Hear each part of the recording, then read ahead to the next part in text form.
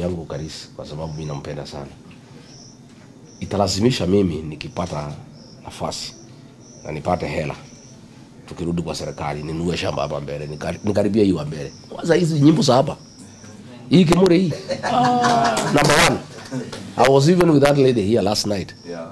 And tumekubaliana nitamsaidia. I'm going to promote her. Na nimemwambia yeye it's my desire when Karisi goes to parliament achukue hiyo nafasi ya Karisi. Na mimi kama Rigiji I'm prepared to put money into her work, to record her songs, to promote her, to be a great artist in this area because her songs have caused a revolution in the constituency. Tukienda kila pahali ni wimbo na wimbo na wimbo.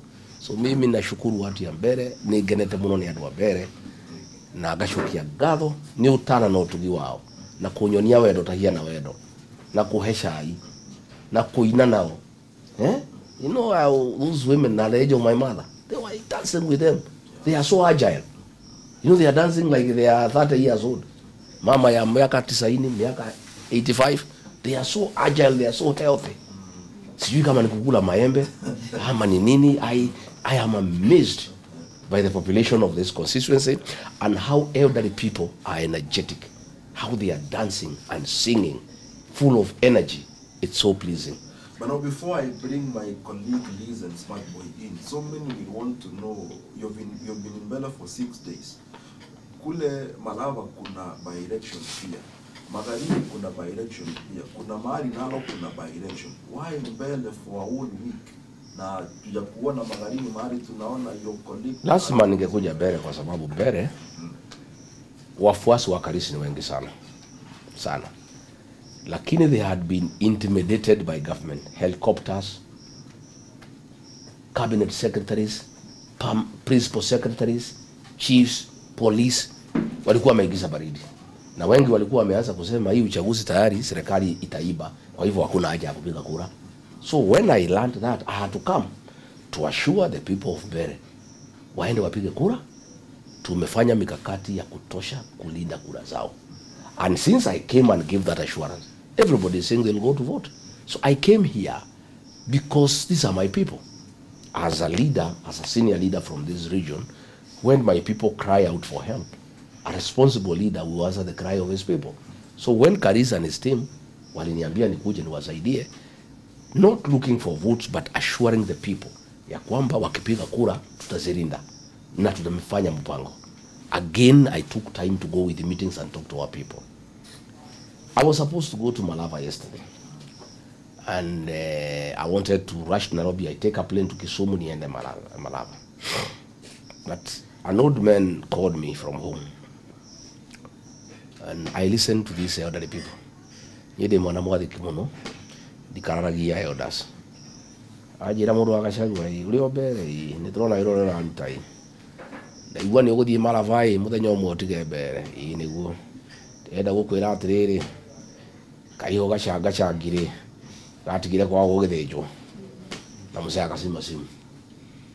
I interpreted that proverb, that Kikuyu proverb. I think the Beres have it as well. Ya kwamba usiwache nyumbani kwenda kutangatanga wengine. Kwanza chunga mambo ya nyumbani, because at the end of it all gemishuma kana mushie weka umagana ko na gutire hindi ungithie bururi wene uthie gwikira andu campaign kumaririria utari urahinya waku mundu aba kuhinya wake wahinya waku amenya ni kwega ukaumaga no ni ndirakiarigie na andu amara bana thimu na marake na mundu na ndirakimera ma support mundu gwitwo Seth Panyako no muthuri cio ri aranjirire ndira andu akori anjira maranjira nao ni wega tuikare guko. I will ask you a question. Yes, please. From the heated by-elections, especially here in Mbere North, what are we supposed to expect in the upcoming elections in 2027? Oh, Mbere North is a dress rehearsal for the general election. When I go around here, our supporters are one term. Even those who are supporting Mudende, they are one term. Even when Kuria came with CCK yesterday, he was saying one term. Mudende may get some votes, but those votes will not translate to votes for William Ruto. Everybody in Mbere, including those who are supporting the UDA candidate, yeah, Bwana Muthende, wote ni watu ya one term. Hata jana I was coming from some village there ahead of Chicago. I cannot remember the name, Kaunga or something. Yeah? Havana. The first meeting I went yesterday. Kaungo. Yeah. And I think Bwana Soprano had another meeting somewhere else. So people wa kwa barabara wamejaa. Sasa ile waliniona wote one term. When they saw Rigiji, they know he's a one term guy. That's where their hearts are. They forgot about Muthende. They forgot about UDA. Wakasema sisi Rigiji ni watu ya one term.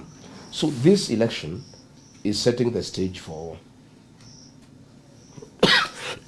Paul niko na homa kidogo 2027. But I want to tell the people of Kenya, zile kura Muthende atapata hizo ni zake as a mtoto ya Mbere.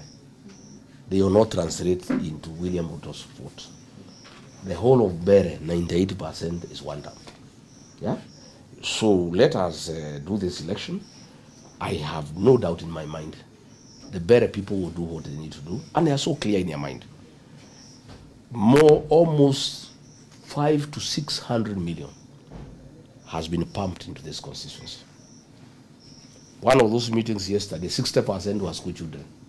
These big meetings, people are going just to pick money. And the people of this region, Embu, Mbere, Meru, Tharaka, Chuka, Nithi, Kikuyuni, they had me as their leader. And I told them, huwezi zika ndovu na pembe.